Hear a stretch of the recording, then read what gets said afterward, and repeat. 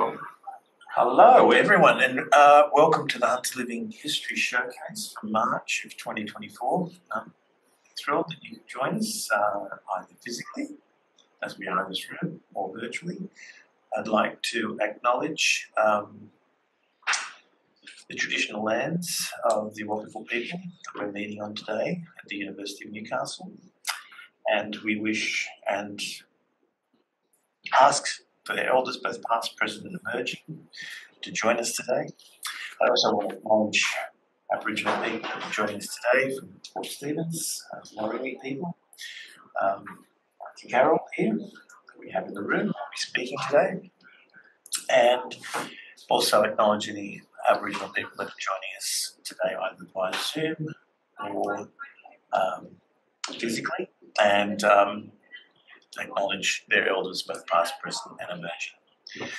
So, do we have any housekeeping that we want to do with regards to Zoom, Anne? Are you fine? Yeah, just basically the usual Zoom etiquette is make sure that you're on mute during any presentation so there's no background interference, and if you have any questions, just either pop them in the chat or the little reactions button down the bottom if you want to put your hand up to ask a question. But yeah, just please contribute if you want. Okay, well, I'd just like to welcome Auntie Carol Ridgeway-Bissett, who has had an association with the university for the past 30 years, since the 1990s.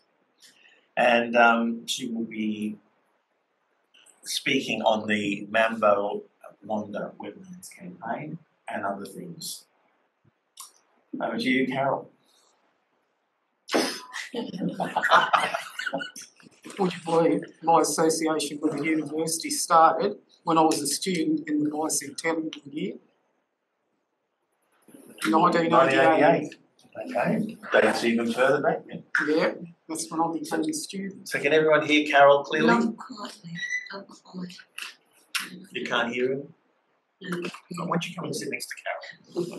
This is Suzanne Martin. I'm getting old, so my hearing is not as good as it used to be. All right, Carol, big operatic voice.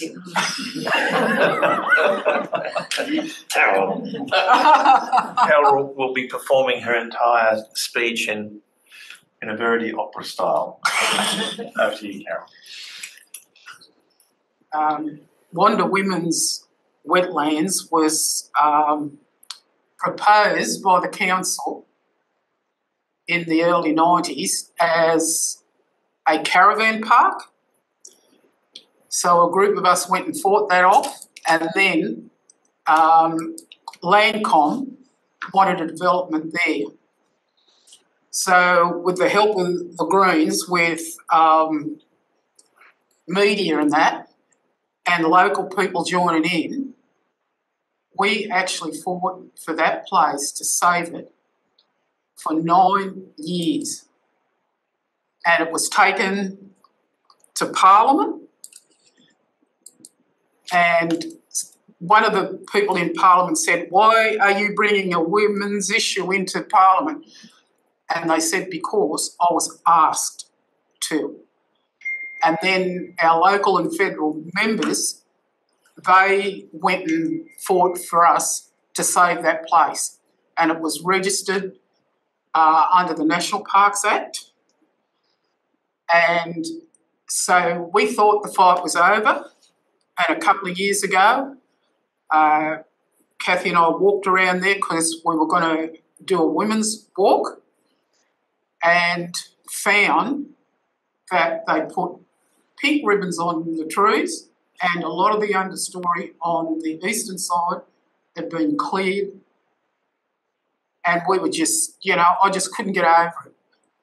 And so I decided I'd write a letter, and Kathy typed it up for me, and it was sent to a friend in the Examiner, and he put it in the paper, and the council denied they knew anything about it. And I think they were going to build there. So I guess, and when I asked Heritage New South Wales about it because it was under an Aboriginal place application.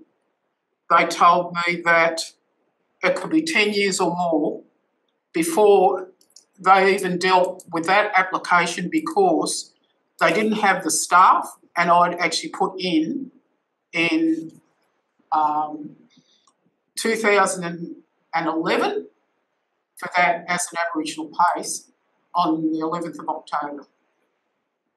Or was it 2011 October? So we've just got to wait it out and hopefully nothing else will be done to it. Because, you know, that's another fight if they try and do anything like that. So, you know, I was lucky that I had the Newcastle Greens involved in helping me fight for that site and local people who believed in trying to preserve our heritage for future generations. The other issue was Mambo, and we fought in the early 1990s to save that from development because they wanted to get rid of all the bush. And we thought, well, that's not right because there was koalas in there was rare trees in there, and there was Aboriginal artefacts and middens all through there. And in the 80s, you had the sand miners go through there, and a friend of mine said that you could hear the bodies being ground up in them sand mining machines. And so we fought for that, and we saved a lot of the bush on that side. On the other side, we tried to stop them from building there as well. And a few years ago, we had the New South Wales government selling that land off really cheaply. And so we had protests on site and we fought them, and then they were forced to actually leave that land alone. So it's just been one big fight. Salamander Way was built over wetlands too, and there was all middens through there. And part of Mambo was where they, in the swamp itself, or wetlands, near the waterfront, when we were kids, there were remains of posts where somebody had a house in there, and there's an old map showing where an old road was proposed going through there, and the original road actually went from over near the Industries at near Taylor's Beach and came through Mambo, and then it was joined up over towards the road along Mambo. So it was a really interesting time, but I'm lucky to be working with non-Indigenous people who, like me, never ever give up. We're just going from one thing to another. It dies down for a while, and then you've got to get up and fight, because if we don't fight for our heritage, we'll have nothing left. When I was in Land and Water, I went in there one day to the Aboriginal committee and I said to them, we need to do something about men and women's sites that don't have any circles around them that you could see like stone circles. And they said, well, what do you want to do? And I said, well, let's call them significant Aboriginal cultural landscapes. Now, Aboriginal cultural landscapes takes in different environmental systems, and included in our culture is flora and fauna too, which a lot of people don't understand because they think Aboriginal culture is just things like scarred trees, artefacts, etching and that, but it's to do with everything. So that went into legislation, and when the Farrell government got in and they put out a report wanting people to respond, would you believe I sat down by hand and wrote 72 pages answering that report, and they wanted to know what significant cultural landscapes meant. And so I told them, and they turned it into tangible and intangible evidence, whatever that meant to them. and the Commonwealth decided they'd take it up, and it's called Significant Aboriginal Cultural Landscapes in Commonwealth Heritage. So we've done a number of fights over the years and that, and at least those two places, you know, at least we achieved something there, but I don't think you can ever rest while you've got developers around because they don't care. And that, but I think the council needs to have a look at what that legislation means, and I told them that when I was at the Heritage Committee, and so they're going to look into it because they've got to take everything into consideration, and a lot of people don't realise that Aboriginal cultural heritage, to them, it's the land, it's flora and fauna, and it's the landscape because we look at landscapes as being created by our ancestors a long, long time ago. When I put in the applications for Mambo and Wanda, I was told that they're the best they've ever seen because I had all flora and fauna in there as well, which no other application that they got ever did. So it just pays sometimes to actually do that extra bit of work to try and save what you want to save for future generations. And I will never, ever give up. So where was the first one you spoke about? Wanda, was it? Wonder Wetlands. And where is that? That's at Salamander Bay. Yes. It's across That's from on the beach. those industries. Okay. And the reason why we fought so hard for Wanda, and I actually come across historical information too, it was a creation site. It was a site where women went to have their babies. They'd ask the Creator to grant them their wish to have a baby. So men can't go to women's site and women can't go to men's site. And so when our people were buried around wetland areas, or they were buried on beaches above the high tide mark, and the reason why they were buried so high was the tide couldn't come up to them and take their spirit out to sea, because their spirit would go back to the women's site to be recreated again. Because in our culture, like a lot of Indigenous culture, it's reincarnation. And that's why we fought so hard for it, plus the fact that there's a lot of flora and fauna that's more or less endangered, and that, you know, you've got koalas, you've got this bandicoot, it's rare as well, and some of the other plants around there, and I think you've got squirrel gliders around there as well.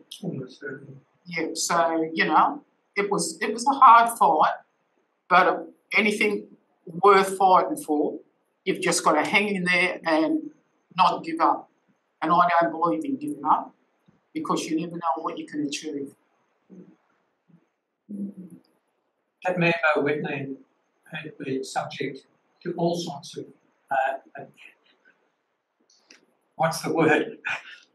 disgraces over the years. I can recall in the early 1970s, the coffer dam that had the sand mine floating in it broke, and the whole wetland was covered with quite a thick layer of a brown sediment, and we felt at the time that probably means the end of Mambo wetland, that it wouldn't recover from that, but it did. So Gary, would you like to introduce yourself as well, just so people know who's talking? Oh, sorry, I'm Gary Worth.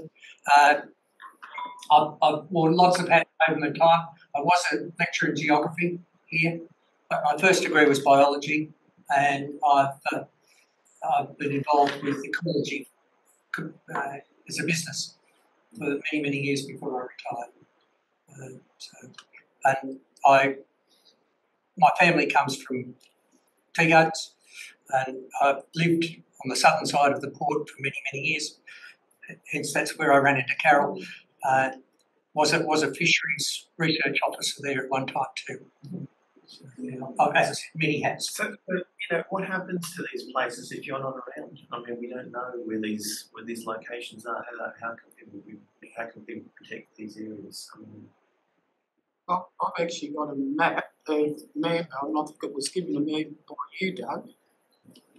And so I've still got that.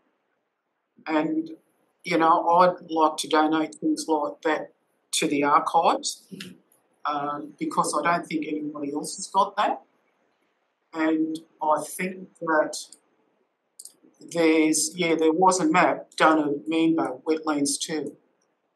And I can remember that New South Wales came out there once to actually have a look around Manbo and record plants and animals. And I think they came across some type of parrot there that I didn't even know about years ago, and I think I've still got that information at home because I'm one of those people that keep things of interest. so that was done through the university, was it? University of New South Wales. Oh, okay. Yeah. But Port Stephens Council is considering Ramsar listing of the Manbo wetlands at the moment. In hindsight, what I should have done years ago was to actually put it under an Indigenous protected areas legislation, which is Commonwealth, because then it would have been all over and done with instead of going through the New South Wales government. But did you know you could do that then? I knew that, but my sister was on this committee for heritage and that. It was the Premier's committee to do those things, and I went through there. But if I had my time over again, I would go through that Commonwealth legislation because it overrides state legislation. So these two areas are in Port Stephens. How many other areas are there that you would consider endangered, or that are not people are not aware of their significance if someone wanted to develop them or something? Well, I know that ridge line not far from my place. I know that's got scarred trees on it, and I know they've been building up there. And that back road before that hill, years ago I went along there, and there was a rare fern, a grevillea, which I never even knew existed in Port Stephens, and then there was another plant that was endangered too. And I believe, even though I haven't been up there for a long time, they've probably been wiped out.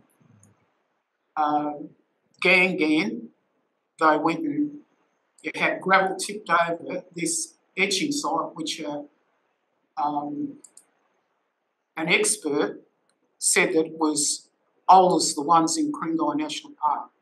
Tipped that over, went a couple of weeks later with a ranger, and you couldn't even see the etchings. Now, they were etchings of whales and other fish, and Gangan, the name of that means whales. And across from that, where they've been building on another hillside, Carrara Mountain, which I got registered years ago, there's actually ancestral chairs, stone chairs. So, they've got to stop building on hillsides. If you haven't got people building on the hillsides, you've got them building right near the water when they've got the tides are bigger than now than what they were before. We've got sand coming into the harbour, and it's, made deep places in the harbour shallow. So you've got a lot of environmental problems, and people have got to wake up and try and say what we've got left, because once it's gone forever. You'll never ever get it back. Susie Worth has been a sites officer in Uni Valley for many, many years. And Susie, how many sites have you surreptitiously come across that were not recorded? There'd be hundreds, wouldn't there, or thousands? Oh, yeah, hundreds. Yeah. Can you hear me? Can you hear me? Yes. No, that's okay. Yeah, I've worked in Port Stephens sort of round about 20 years ago. And, you know, every site that I went out on, you would find something. You would find artefacts out there, or you would find a scar tree. I like Carol. You know, when I go out there, I like to look at the vegetation, research or analyse what I believe that the vegetation was used for. To also look at research material of where there were song lines, which is all it's all embodied by the cultural landscape, as Carol would know. Every feature along a walking trail, the Aboriginal people would know a story of that particular feature, and this is how they managed to move around and navigate from one area to another. And as much as, you know, the white community loves Port Stephens, then you can understand how the traditional people love Port Stephens as well. So there is just sites everywhere. And, you know, unfortunately in the work that I do, many councils just look at the land and say, no, there won't be anything here. So we won't worry about Aboriginal heritage in our DAs. And, you know, the thing is that, you know, the absence of evidence is not the evidence of absence. And this is where things have to change before we lose any more. Thank you. I think a lot of people don't realise how the land's changed over time, because around Port Stephens there was volcanoes, and the inner harbour is a sunken valley. So you had our people living in the harbour and that, and there's people still finding artefacts under the water from that time. Yep. You know, and I know that a few years ago, I think it was in the early 90s, the sand uncovered out on Fingal Beach 40-something ancestral remains, which is a lot.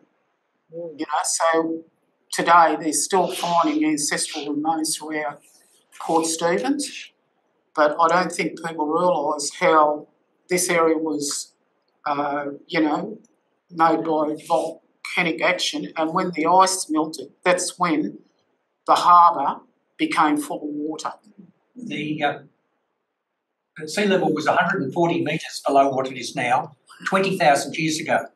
That put the coastline out at the edge of the continental shelf, something like 12 to 20 kilometres out. So if you stood on the top of a hill, the hill in Newcastle, what you would see is a vast coastal plain, very flat, with meandering rivers going out across it, lots of swampland, and a vast plethora of resource for Aboriginal people. And that all of that is now underwater. So you don't really... The sea level came back to where it is now only about 5,000 years ago. Yeah. And there were pharaohs ruling Egypt when that happened. And so you've got to put it in context. Yeah, and it's fascinating. A few years ago, we were working with people that were interested in Aboriginal engravings in the Wollongong area, and Professor John Fryer, in surveying here, was actually telling us that some of these footprints went off what we consider to be the coast and into the ocean. So they extended out into what we now consider sea.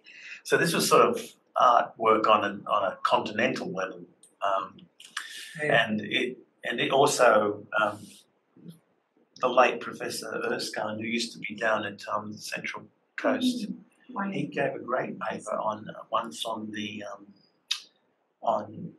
in talking about sea level rise and predicting where Aboriginal people lived at particular times, depending on that. Would have been great. He gave a paper in Laguna in 2009 on this work, but it's a shame he passed away a few years ago. But it would have been great to have him speak on these things because we understand the land area, but we just don't have any grip with regards to the sea. It's always fascinating to me when Google wants to map the bottom of the ocean to see what they could tell us. Hey, there's information there. Yeah. I'm quite convinced that the Hunter River did not flow out from Stockton to the ocean when the sea level was so low. That's what geologists have told us, that the exit was somewhere up in the middle of Stockton Bight. Yeah. Yes, where if you look at the edge of the continental shelf, where the Karua, Myall rivers flowed out, there's a nick in the edge of the continental shelf where the river flowed over that ridge into the ocean, and of course it eroded away a V-shaped valley. But there's isn't one of those off the Hunter River in Newcastle, and I'm quite convinced that the Karua River came out through Anna Bay, and that the Hunter River joined it just nearby, and the two flowed together out to the sea because the Hunter flowed out through Port Stephens as recently as 1954, when the floods caused the Hunter River to flow down Tillagary Creek and into Port Stephens. Gary, this sounds like a beautiful project for three-dimensional models. Oh yeah, Any young, I'm well beyond it myself. Somebody could use this knowledge to actually visualize stuff in 3 dimensions. Yeah. Because that's the Walking with Dinosaurs people understood how these creatures walked by animating them in 3 dimensions, and if you want to replicate landscapes, the opportunities there to sort of there's a submarine valley south of Broughton that I'm convinced the Myall River flowed out and it eroded this channel south of Broughton Island when it went out across the continental shelf there. Sorry, did someone say something? No, I think it must have been someone just joining. Dear. Well, my understanding was the Karua River actually flowed into Tillagary Creek. Well, that's right, yes. And the Hunter River came through, what do you call that place, the bridge there? Stockton. No, not Fern Stockton. Bay. Fern Bay. Fern Bay, It came through Fern Bay, the Hunter River. Yeah, I wouldn't be at all surprised. What I was saying was that the Karua and the Hunter, I believe, met somewhere on that coastal plain after that and flowed together. I'm not saying they joined beforehand, but very possibly joined afterwards, because the evidence of a major river flowing out across the continental shelf off Newcastle is not there. It's supposed to be on an old map, that information. But we've got like underwater caves with some of them that's got artwork in them. And when I was out with my younger son and a couple of friends in the early 2000s, I decided it was such a hot day and I don't like heights. They climbed down this cliff and my son found a cave with an etching of a goanna on, which happens to be my family's clan totem, the goanna. And so that friend, who was an underwater archaeologist, him and his son went in. That was so big, that cave. They never ever really went to the end of it. So you got another one out on Finger Island as well, which goes right under there. But yeah, there's a lot of stuff around there, including artefacts throughout the harbour, and I guess the sea movement in the harbour has covered a lot of them up. So what's your approach to these things? Do you want these things documented scientifically, or do you just want them hidden so no one knows they're there? I mean, well, that's like... We get this sort of problem sometimes where people say, we can't show you these things because we're afraid someone's going to vandalise it. Well, that's my problem. And then I say to myself, well, if they don't know it's there, then they're not going to be educated in anything, so that ignorance is not good either. I know, I'm in that situation. What do we do? I just honestly don't know because, you know, I'm older now. I don't want that information to be lost. So what do? You give it to the archives here and, you know, and hopefully that'll be carried on through the archives because, you know, with this Heritage Committee, I've already told them I don't intend to tell them where everything is because I don't want people going there vandalising and that. And I know that, like say in Broome, there was these dinosaur prints in the rocks and you had people, non-Indigenous people from South Australia and Aboriginal people from Broome removing those footprints and selling them overseas because there was a big market for them.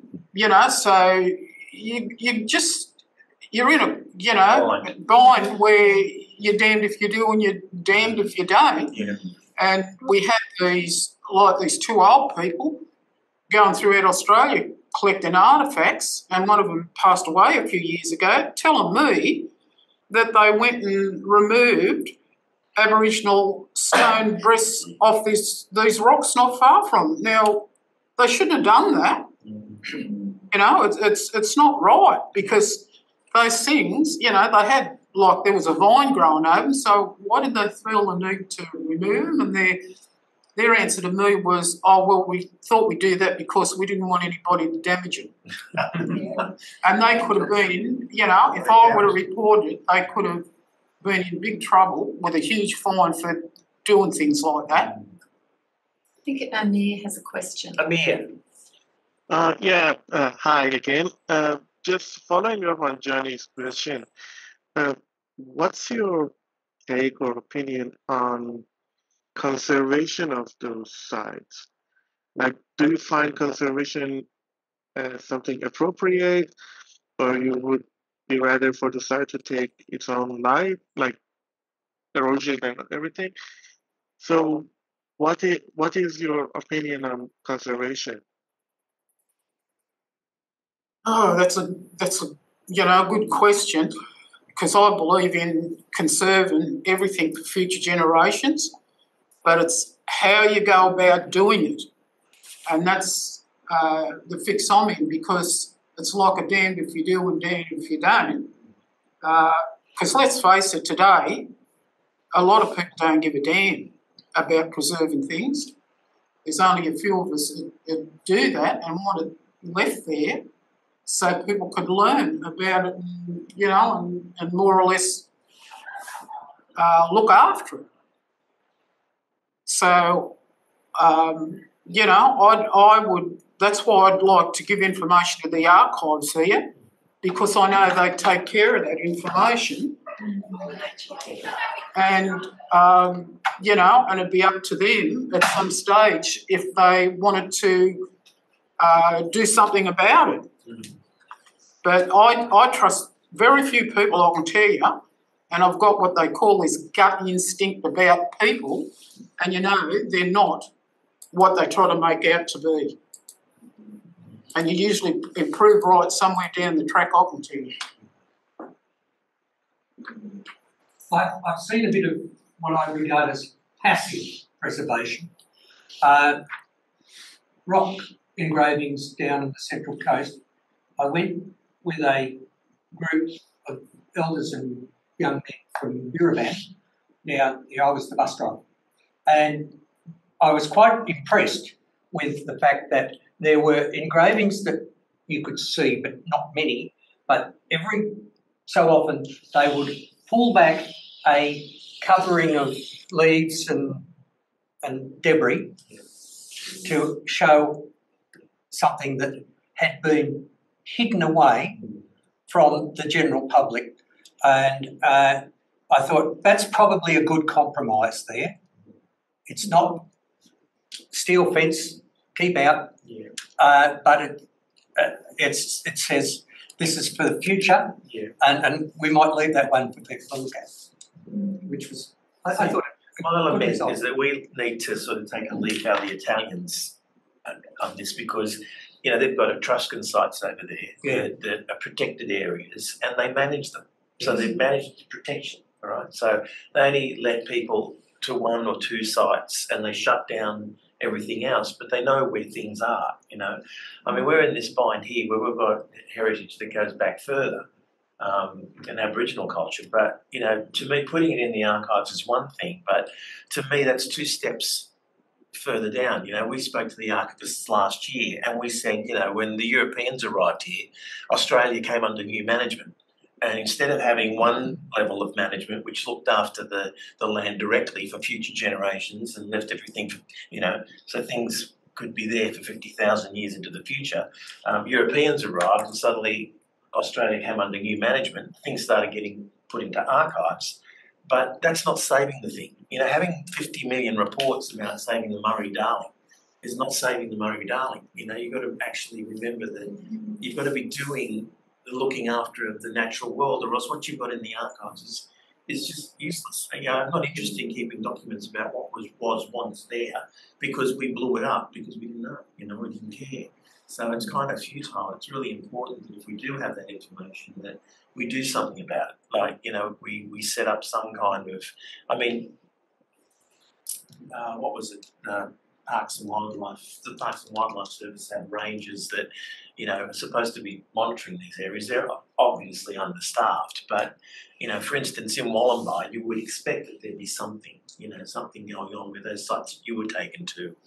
And people know about them because they're on registers, but why can't we have a management sort of system around them and employ people to look after this stuff? Because it's, you know, hundreds, thousands of years old, but this just doesn't seem to be any Well, I'm not hundreds of thousands of years old, but I was very much involved in setting up the National Parks and Wildlife Act. Right?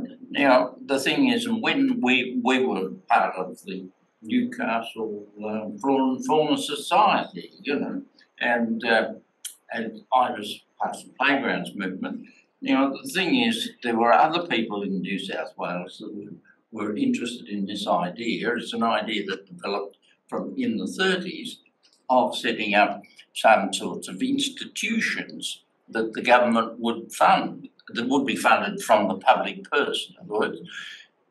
And before the Parks and Wildlife Act, it was just individual people that would do something, or owners of land that might have something or that would keep it. But or there were areas of what they called Crown land, which was stolen land, of course.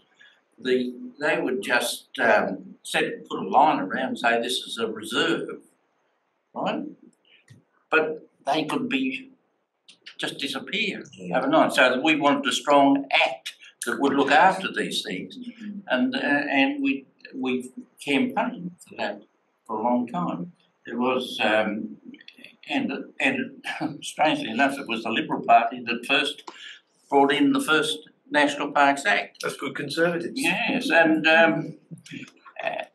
but it was greatly improved when the Liberal Party was changed to the Labor Party, actually, that brought in a stronger act. But the act sets aside heritage parks and so on. They're actually they're made into the Act of Parliament, and if you want to alter them, you have to. It's the government that has to alter it, not just any old person wandering around and do as they like.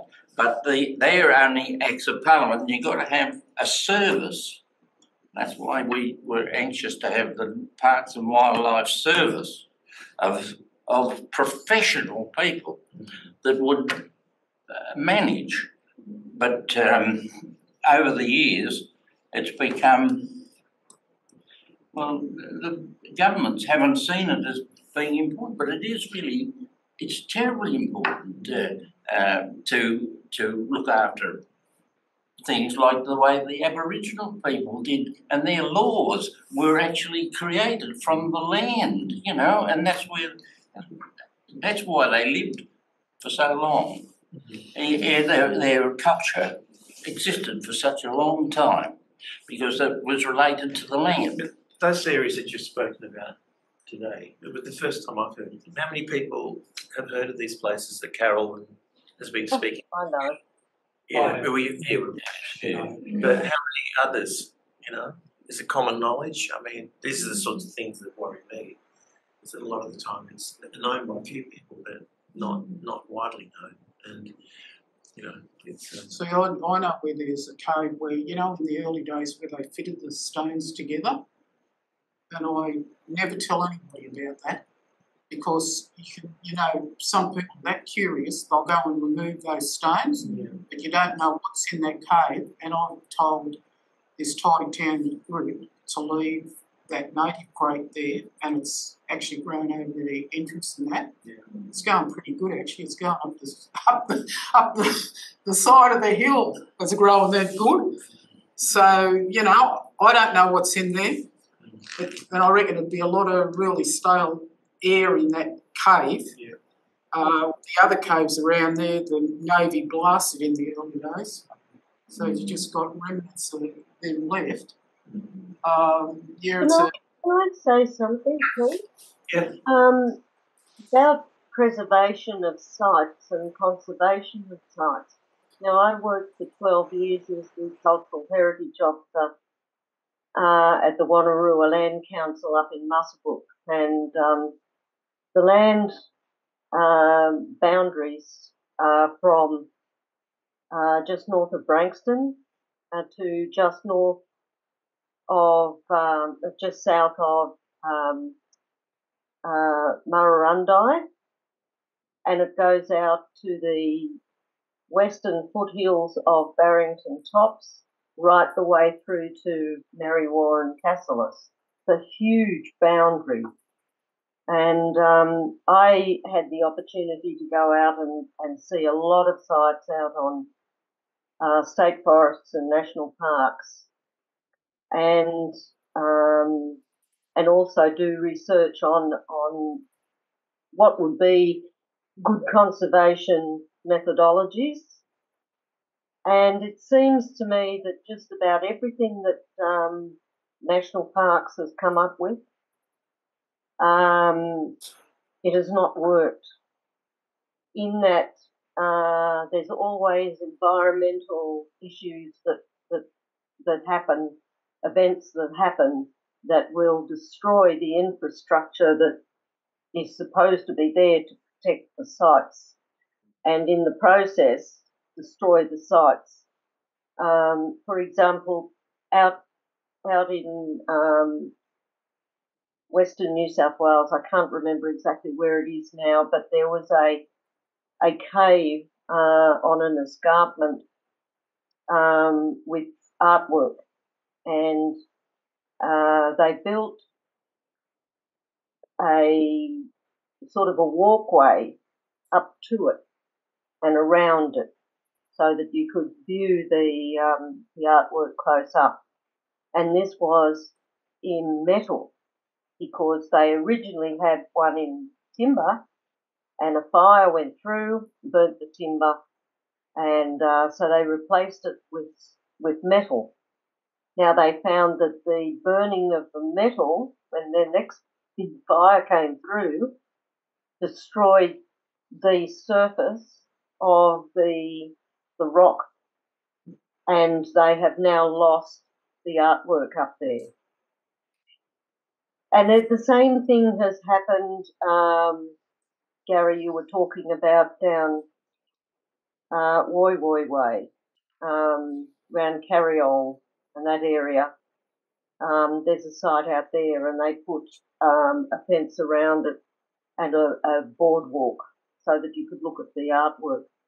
And that was destroyed by fire. And in the process, it destroyed a lot of the stonework. You know, it all sort of started to crumble away, as it does, sandstone. But the other thing that does worry me is if you do advertise where the sites are in national parks and forests or private land, and you have people go out there and talk about those sites, and it's sort of a tourism thing, they don't necessarily have the correct story. They can make up the story about the artworks. they could make up stories about the people. And this is what upsets our mob more than anything, is that, you know, people come in and interpret our stories incorrectly. How you do that, I don't know. You can also get Aboriginal people that come in and take people on tours in other people's countries where they're not really welcome to do that sort of thing. And you can't stop it. They advertise to overseas people, and you know it's out of the community's hands. Governments won't do anything about it because it generates money. It brings money in. And the other thing too is that in national parks and state forests, you're quite correct. You know, they're understaffed, need more rangers, because you get the young idiots in there who want to have rave parties in the middle of national parks and state forests. They demolish and destroy many of the sites with graffiti or driving their four-wheel drives over, you know, grinding grooves and things like that. It is just disgusting. And as Carol was saying, we don't know what to do. We don't know where to go. And the police don't help us. A few years ago, we ran some workshops, past matters workshops, here and at the Central Coast, and I feel like we need to run another one on Port Stephens, just to have a discussion about what to do. Yeah, I think too, one thing people don't understand was we never stayed in the one place, because if you did that, you deplete the resources of that area. And so you moved around your traditional lands, and you moved around in different seasons. Yeah. And with Stockton Bight, you'll find our people from the Barron coming down there for the whale ceremonies. And, I was talking to one of the rangers a few months ago, and he didn't know how we ever ended up catching whales. And I said, well, what our people used to do, they used to have a special hall that the whales came in and they beached them themselves, and then we just used to spear them with the spear that we used. And they used to gorge themselves that much on whale meat, they'd get the run, so they'd have to go and dig up this bungle fir in the bush so that they'd, wouldn't have that anymore. So, but wherever you go, you'll find artefacts, because they used to leave the artefacts behind instead of parting with them, because some of them were pretty heavy. They also knew that they were coming back to that area, and they were there. I mean, there was no real issue about locking things away in those days. We have another question. We could talk about this all day and all night. I feel like we're going to wind this up. But Natasha, did you have a question?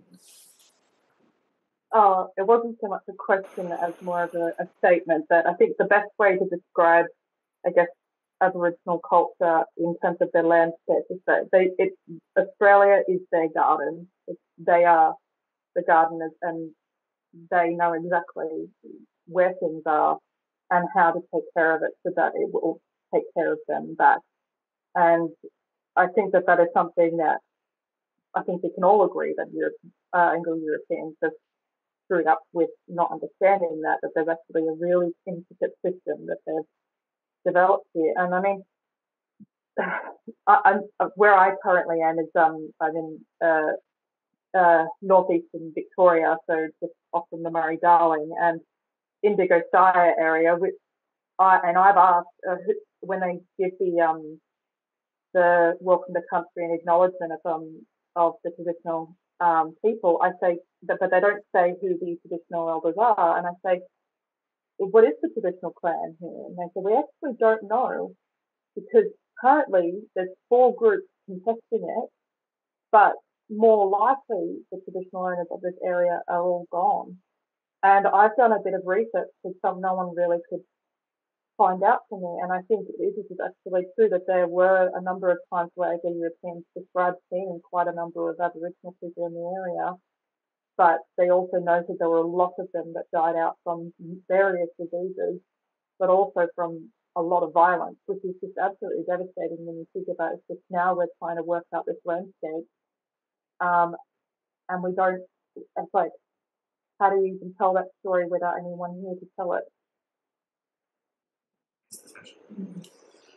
Well, we look forward to an oral history recording that was done with Natasha and Dan, with Carol, so stay tuned. That will be coming to a Living Histories platform in the not too distant future. And thank you, Natasha, for zooming in from Beechworth. And thanks to Carol for supporting. We've been having conversations with Carol all morning, and a lot of it's not in the oral history, so there might need to be a number of volumes of this oral history to continue. Anyway, that would be great. Thank you very much, Carol, for joining us today, and we'll see how we go. Yeah, but thank you for the invitation. You're welcome. Okay, so this is keeping with the Port Stephens theme. Our next presenter is Janice Wynne.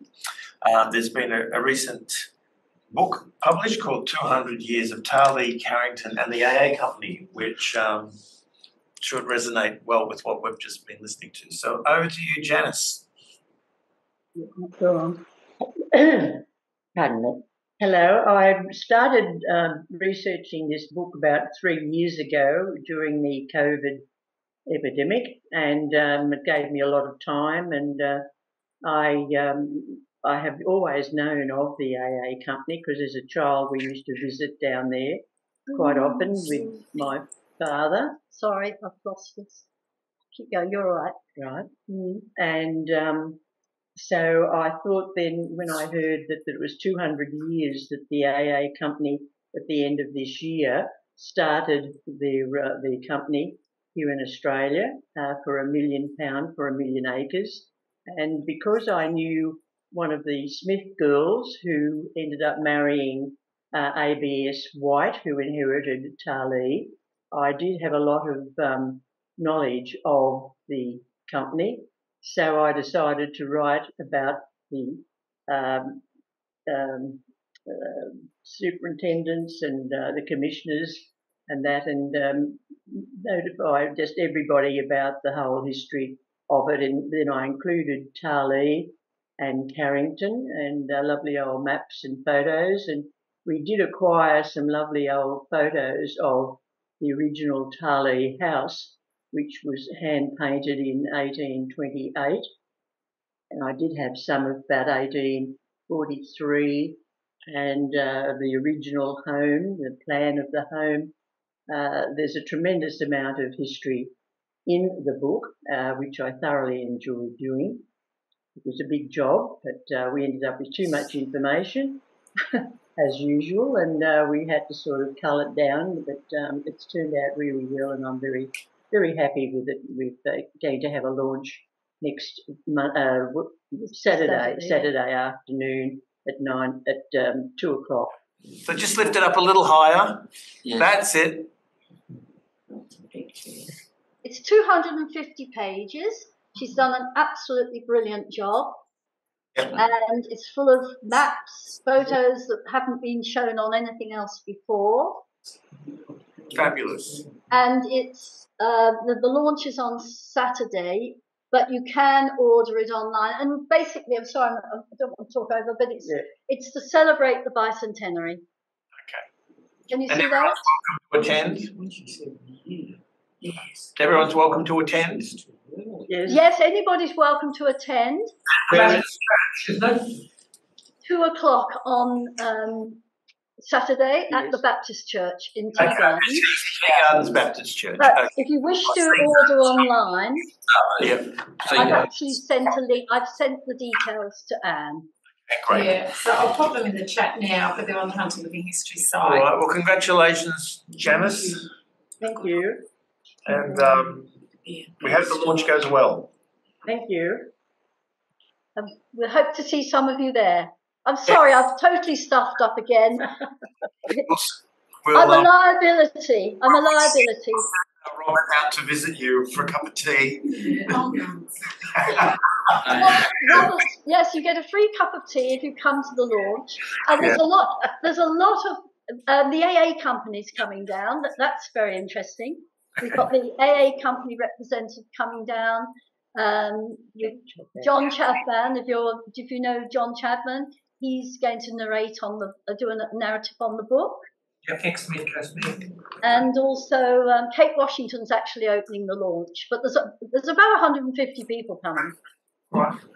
Okay. All right. Well, thank you very much for that. Okay.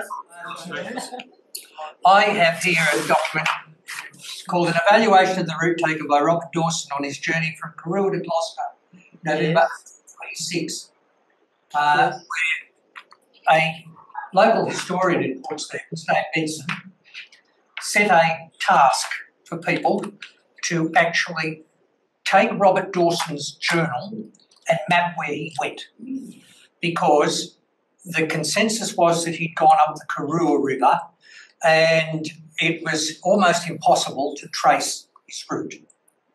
So I put my geographer's hat on and I sat down with it and I actually produced a document that fantastic explains his route. He didn't go up the Karua River. He went around a hill in Stroud and came down to the river, but it wasn't the Karua River. It was Mandy Johnson's river. And he followed that up and then went up Ward's River and eventually through Stratford to Gloucester. But he was the agent of the Australian Agricultural Company. He was not an explorer and he was not a maritime man. And he took 6 Warramai men with him and he relied on them to get him back. So he wasn't really too interested in where he actually was at any point because he knew he had the Warramai men to get him back again. And as a consequence, his records were wanting, I should say. I seem to remember we went on an excursion up there and Benson's name came up. Dave is very much involved in this and a number of years. Yeah, and anyway. So what are you doing with that document? Well, I gave a copy to Jan, and I've given a copy to David, Robert Dawson's family. Okay. And I was thinking of self-publishing it on the Tea Gardens Family Research and Local History Group's webpage. Send us the link when you do, and we'll because promote it. It's a bit of work, and I'm quite proud of it actually because I was able to use my geographical skills to really pick up his waypoints along the way. And there's always geographical questions, so we might have to come and talk to you. So I just thought I'd mention it because it relates to what Jan was saying there. Well, then we've had 2 book launches then, almost. Well, it's not a book really. Okay. Carol, I've just said in this report, despite the shortcomings of Dawson as an explorer, his journal shows him to be a keen observer in the disciplines of sociology and anthropology. The preponderance of such material in his journal is a trove of information about the Warramai men that accompanied him and show Dawson to be an interested and sympathetic observer of his companions. Yes, it was. An early European coloniser that was quite on the side of the He got on all right with our people. Yeah. It was people like Harry Ware who had the massacres and that. And it's pronounced Warimi. Warimi, sorry. Warimi, not Warramai. Warimi. Yeah. No, there's a lot of articles that say that Dawson and then later on Harry, they were very, very sympathetic to the Aboriginals, and they got on really well with them, and they shared and everything. I know, white man came here, but when we got here, it wasn't all terrible. So it wasn't totally invasion day.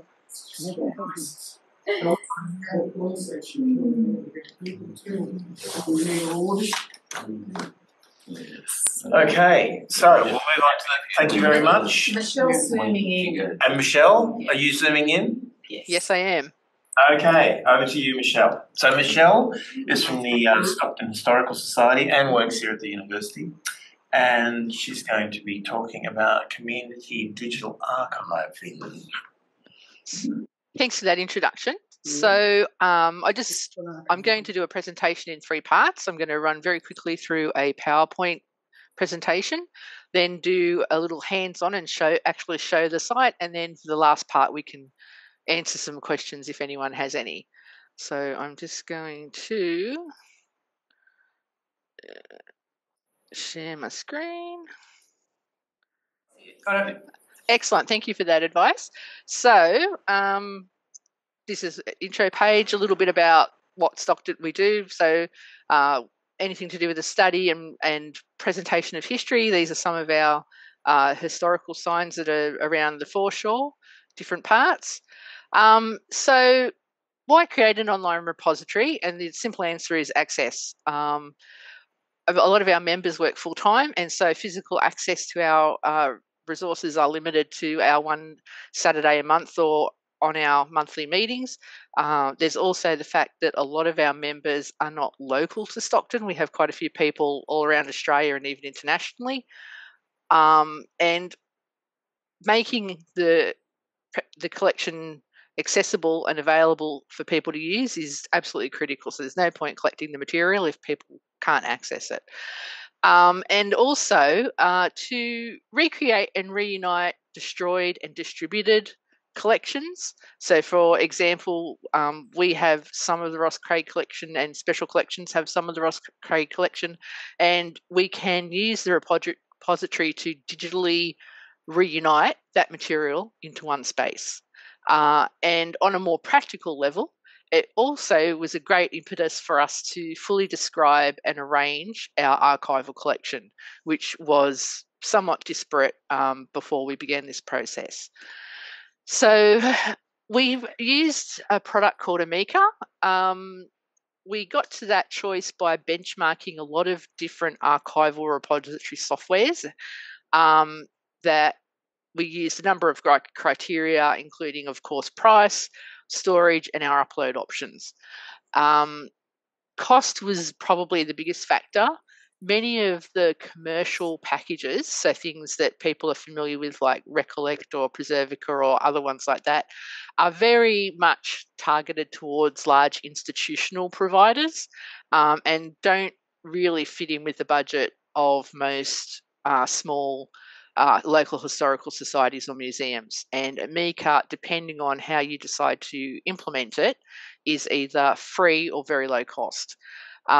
It's also an extremely low entry point in terms of the technical knowledge required to operate it and to set it up, which is very important in terms of the long-term sustainability and viability of any online presence. So especially in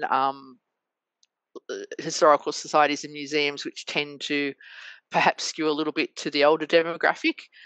So it's very important that it's easy to use and that it's easy to maintain.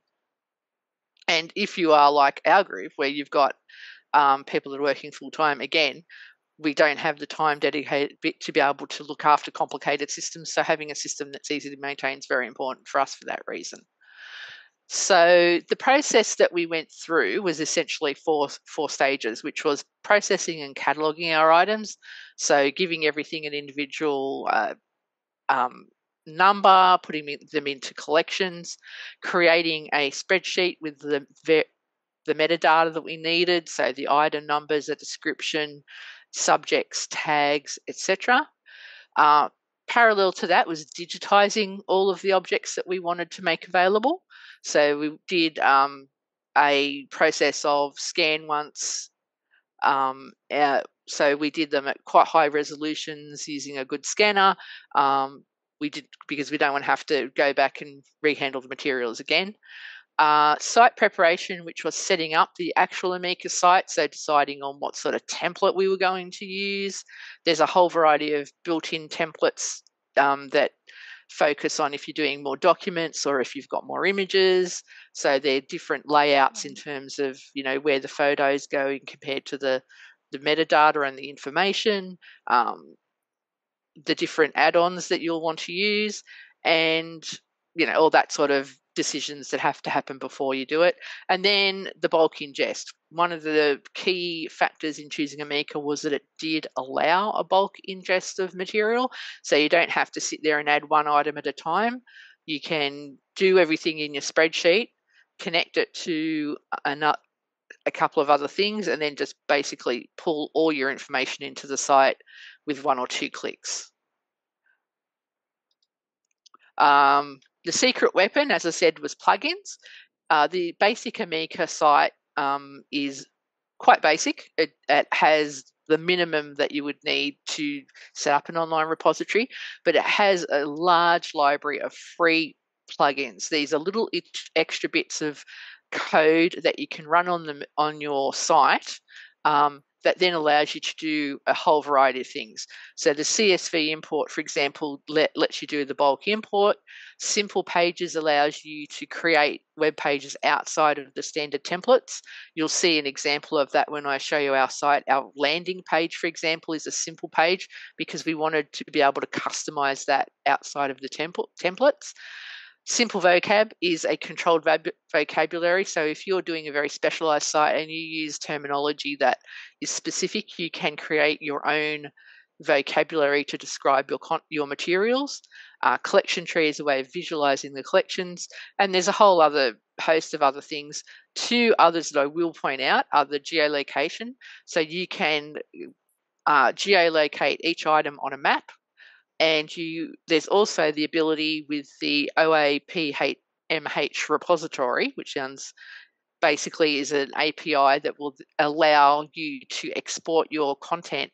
And for us, that's very important in that it will allow us, after we consult with the people that run Trove, to have our site ingested into Trove so that when people search Trove, they will be able to find the material on our site. So that was another very important choice in why we picked Amica. It allowed us to, as I said, go back to our very central reason for doing this, which was access. So being able to import our material into Trove was really important. And that API, that plugin, lets us do that. So this is just the dashboard for the site that we're going to look at. So you can see that it's quite simple when you look at it. At the present time, we're still in development. We've got 924 items in 28 collections. We use 318 tags. We've got 16 plugins currently into the site, and we use a specific theme, Emilio. So the left-hand column shows our recent items that have been added, and the right-hand our recent collections. So, and then down on the very far left, we have the list of the main areas, so items, collections, and then some of the plugins that we have. So we've got our exhibits plugin, a Simple Pages plugin, a Simple Vocab plugin, etc., etc. So this is the working area of where you would set it up and work to add content to your site. So what's next? We're going to continue to add new collections as we are able to process them and add them to the website. And a key thing is that we think this is a very good jumping off point for anyone else that would like to start to make their material available. And so I'm writing up basically a how-to manual, and we'd like to be able to teach this process to any other groups that may be interested. I know that a lot of groups are very hesitant to make a lot of their material available, but for us, and backed up to a certain extent by the literature, is that the more material people know that you have and are able to see online, the more likely they are to visit you in person. So an online presence does promote a physical presence as well. So this is an example, just to end the presentation on quite a number of people may have heard of the Dinkum Girls. This is a photo from the album of Jean Fairless, who's the lady on the right with the glasses, who was one of the Dinkum Girls and is in that famous Dinkum Girls photo. She was also a very keen amateur photographer, and so the album we have of hers is all photos that she's taken. So this is photos of her and another of the Dinkum Girls on the Stockton Breakwater while the extensions are being put in. So now let's see if we can get this to work. No, I might just need to, I'm not sure how I can swap screens. Let's try this. All right, can you see that? Still the Dinkum Still the Girls. same. So you can,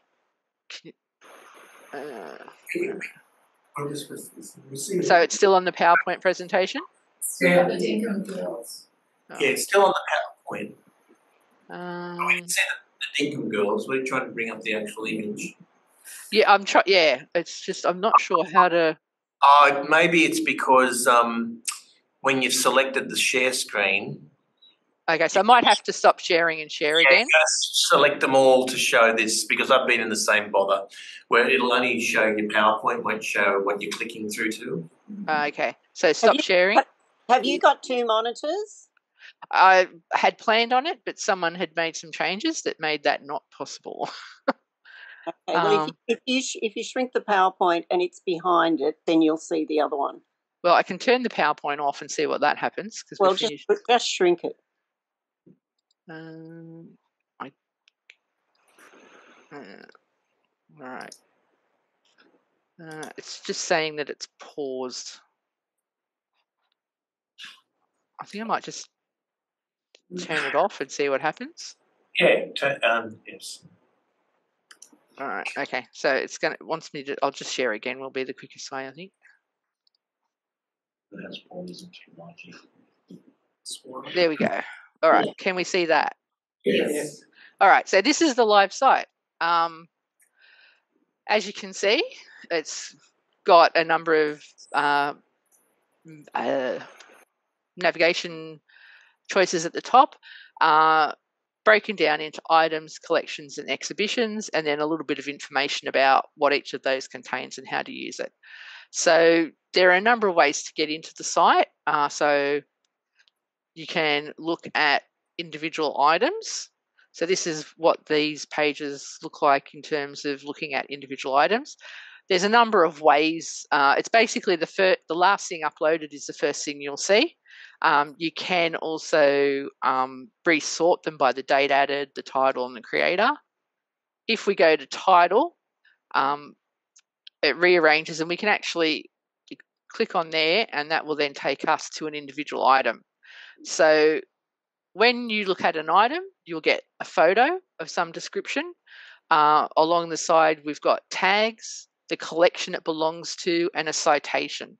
So all of this is information and ways of interacting with the item. We've also got a title, a unique identifier, so you know exactly which item you're talking about, a description, dates, format, access rights, and talking about the geolocation plugin, it will be then placed on a map so that you can see exactly where in Stockton it's related to. And also we've enabled an embed plugin, which you can copy this code and then plug it into your website, and this image will then show up in your website without you having to copy and paste it. And the citation we think is really important because if people are going to use it, they can just copy this, and the citation will give everyone all the information they need to find out where that material is from. If a photo, for example, has something on the back, up at the top there's the 1 and the 2, so the 1 is the front and the 2 shows the back. Quite often there's writing if it's a postcard, etc. The tags are just any words. We've got 2 ways of describing images. We've got the subjects, which are based on there should be a subject, no. There's generally down here a subject which is based on a controlled vocabulary, which is the Australian Photographic Thesaurus. But tags are just any words that we think describe the material. And if you've got a specialist collection, often you'll need to use specialist words. If you were to click on any of these, it will then bring up anything that also has that tag. So that's another way of interacting with material. The other thing that everything has is a collection. So this is part of the Robert Walker Fairless Davies family papers. So every collection has an entry page that describes what the collection is, so who it's from, what it covers, and any sub-collections that might be part of the collection. And then it will start to list the items here, and it will tell you that, for example, there's 450 items in this collection. There's also another way. You've got a collection there, which is again very similar to the items. It's just listed chronologically as they were added. Or you can look at the collection tree, which is another plugin. It's where I prefer, and that lists all the collections there. So that gives you a really good idea of how many that we've got done, and it's an easy way of accessing it. Then we have things like the exhibits, which are a way of having your material and then telling a story. So you can basically create a mini website, and all of these are parts of the collection that have been added into an exhibition. So people can basically click their way through on a story that you've created based on the material that's in your collection. It's fabulous. So, and of course you can do things like search. So if we wanted to do Masons, this will bring up all the Masonic things. And that's a good actual example for what we've also done is this is the Eric Pitt digital collection. We don't hold this material, but the family were kind enough to let us scan and photograph and a lot of material that they had from our life member Eric Pitt and put it up as a collection. This is important because the Stockton Masonic Hall burnt down. All of the Stockton Masonic Lodge's materials were destroyed, and so this is a way for us to digitally recreate a history of the Masons in Stockton based on just a digital-only collection and bringing bits from different collections into one place. So that's, and then I'll just show one more thing, which is the map. Anything that's been geolocated will show up on a map. You can scan in, and as you go in, it just sort of separates a little bit. You click on it, and then it'll show you an item. And then so it does that little pop-up. When you click on it, that will then take you to that item. So it's very about having information that's interconnected and a variety of ways of getting to the material and using the material. So I think that's probably it. If anyone's got any questions. Anyone? Michelle, I was just going to say the map was my favourite bit. I've just discovered it and I was quite excited because I thought for planning work and my work in strategic planning, that is so valuable, like the spatial relationship between each of the collections. Yes, and that's very much what we're interested in. Items are related to place, so you have to have that connection. At the current point, we've got, it actually goes across 4 pages because if we have everything on the one map, it's just like very hard to work with. So we may have to revisit that, but also you'll see there's other things, not just in Stockton. There's some stuff that's in Newcastle, the harbour, all sorts of places. So yeah, doing the maps is very important. That's wonderful, wonderful work, Michelle. Fantastic. Anyway, did Paige have a question? Oh yeah. So, Michelle, I just wanted to say, your Omeka instance is a thing of beauty. Great work. I am loving it. So, just fabulous to see all that up, and good to see you using an open access resource for that. Very lovely. Okay. So I will say this is a hosted system. So basically you pay, this whole thing costs $114 Australian a year. Oh, wow. And that's for 5 gig of space, and you can have up to 5 sites. So this literally requires no technical knowledge. You sign up for an account, pick the account you want, and then you're ready to go. The plugins are literally pick a plugin and say install the plugin, and you might have to make one or two decisions, and then that's it. So it's, as I said, it's very low cost. And it's very low maintenance because you're not having to look after any of the technical infrastructure. You do have the option with other types of Omeka to completely run it on your own server, and that's a great option. It does give you more flexibility, but it does require a lot more technical know-how, and it does incur a lot more, well, not a lot more, but it does incur a lot of different costs.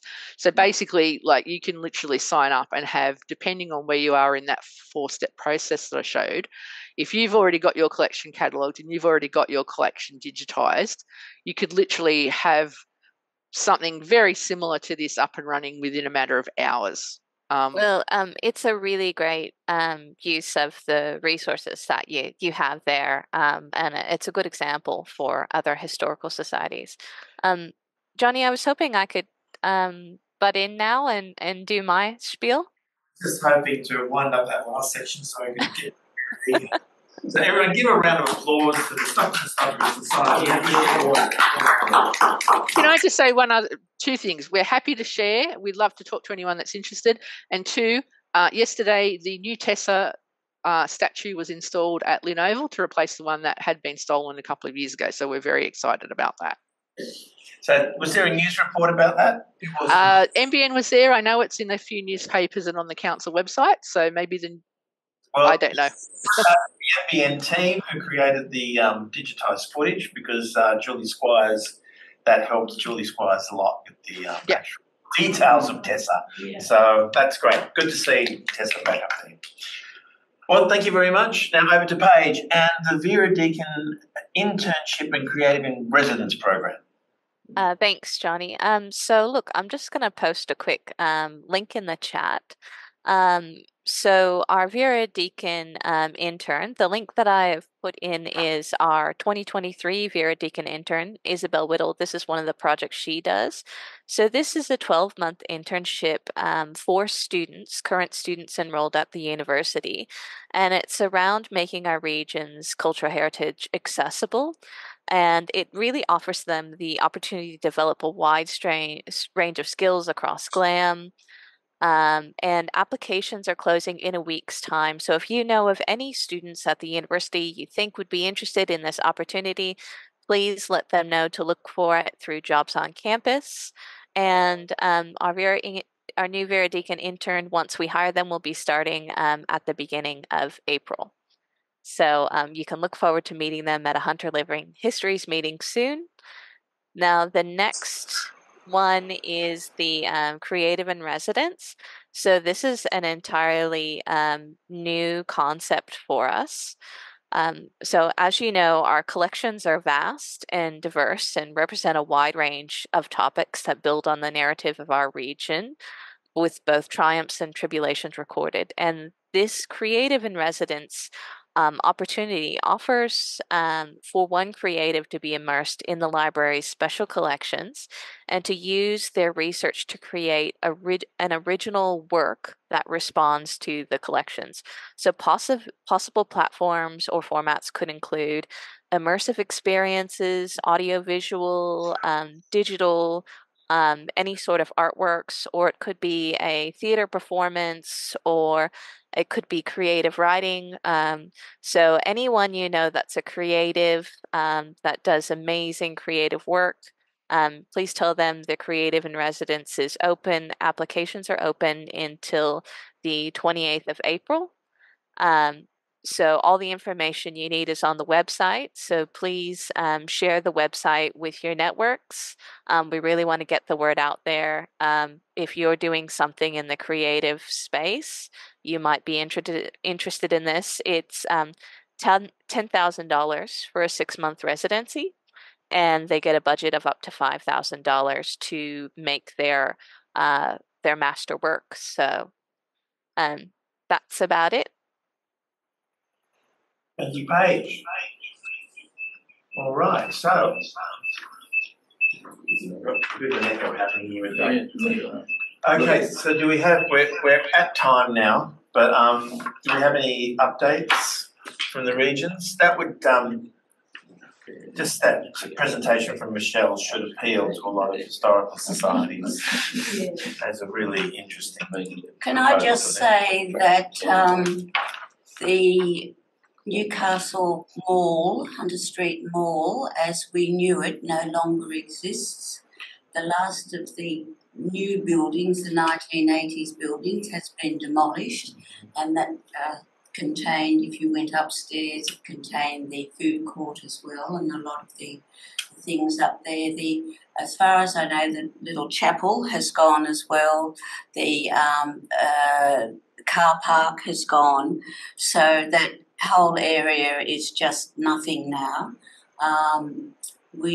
I did read in the paper that the people who were going to build their high-rise buildings there found that the whole area was undermined, and it's going to cost them millions of dollars to fill in the mines before they can even start building their buildings. Apparently the government used to help with that money, but they don't anymore. So what we've got now may sit there for years, who knows, because it's going to cost so much more for them before they can even start. Unless they reinforce it internal underground mines into our catacombs. Well, maybe that's a thought. Underneath it. Well, they build smaller buildings. Can I just share on behalf of Miss Porter's House Museum that they have a walk coming up, a walk with the Porters, and it's on Monday the 1st of April, 10 a.m. to 1 p.m. So I'll pop the brochure on the website if anyone's interested. And in special collections downstairs, we have an exhibition opening this Wednesday called From Pen to Press. And it's a collection, an exhibition on women involved in publication and the bookie industry. So that's on for a few months. So Dr. June Conway will be opening it. Yes. Yes.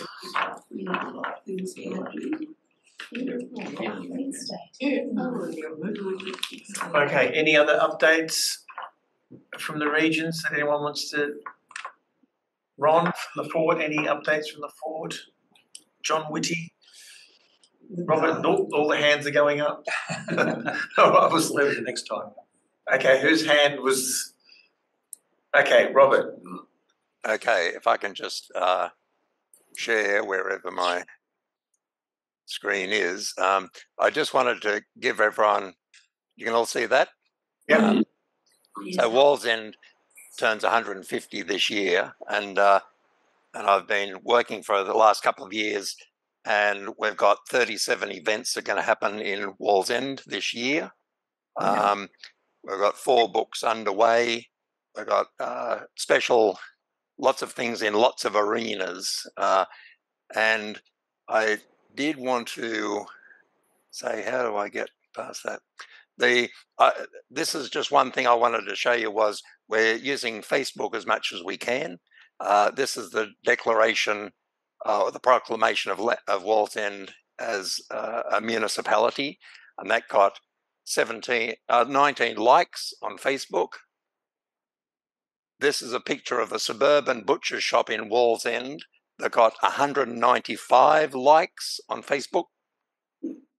And this is a Trevor Dickinson sketch, which is his all-time greatest sketch that got 363 likes on Facebook, and that's an iconic building in Wallsend. So the power of Facebook is pretty good. And if anyone is interested in soccer, next Saturday there's a heritage display in the Masonic Hall in Wallsend from 9 o'clock. And they'll have photos and trophies and jerseys and all sorts of things. And the guest of honour is the actual soccer ball from the 1956 Olympics that was used by the Australian soccer team. That there were 4 players from Wallsend that were in that team, and one of them grabbed the ball at the end of the game and stuck it up his jumper and took it away. And a couple of years later, decided to offer it back to the Australian Olympic Museum, and they said, "We don't believe that that's the right one. so we don't want it. So Wallsend still has that soccer ball from 1956, if anyone is interested in soccer. That's all. That's great. Is that football player on his back? Yes. A bicycle kick. A bicycle kick. All right. And Ron, did you have your hand up too, or not? No. Okay. Okay. Any other news before we close?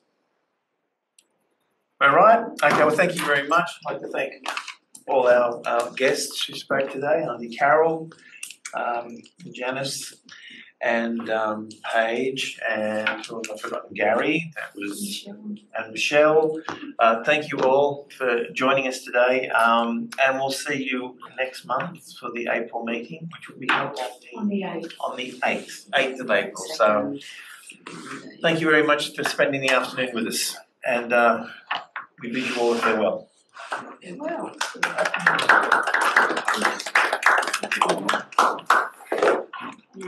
Sorry, dude.